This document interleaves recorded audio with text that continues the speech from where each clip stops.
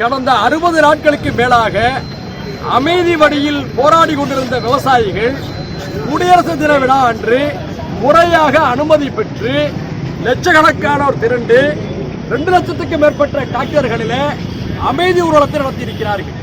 இந்த அமைதி ஊர்வலம் முறையாக அனுமதி பெற்று நடத்தப்பட்டிருக்கிறது.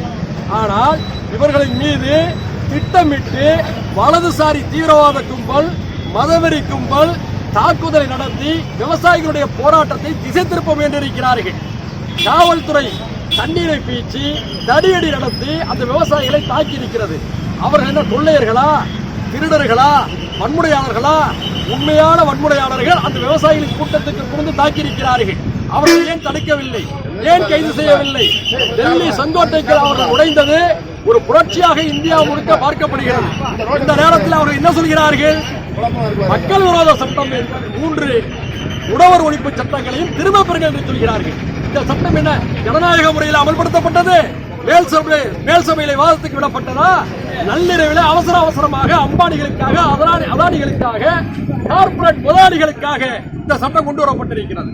விவசாயிகள் விரும்பாத சட்டத்தை ஏன் விவசாயிகள் மீது திணிக்கிறீர்கள் என்று கேட்கிறார்கள். எனவே டெல்லியிலே போராடும் விவசாயிகளுடைய உணர்வுகளை மதித்து மத்திய அரசு சர்ச்சைக்குரிய 3 வேளாண் சட்டங்களையும் திரும்ப பெற வேண்டும். விவசாயிகளுடைய போராட்டத்துக்கு புகுந்து விவசாயிகளை தாக்கிய வன்முறை கும்பலின் மீது, வலதுசாரி தீவிரவாத கும்பலின் மீது, மதவெறி கும்பலின் மீது உரிய நடவடிக்கை எடுக்க வேண்டும்.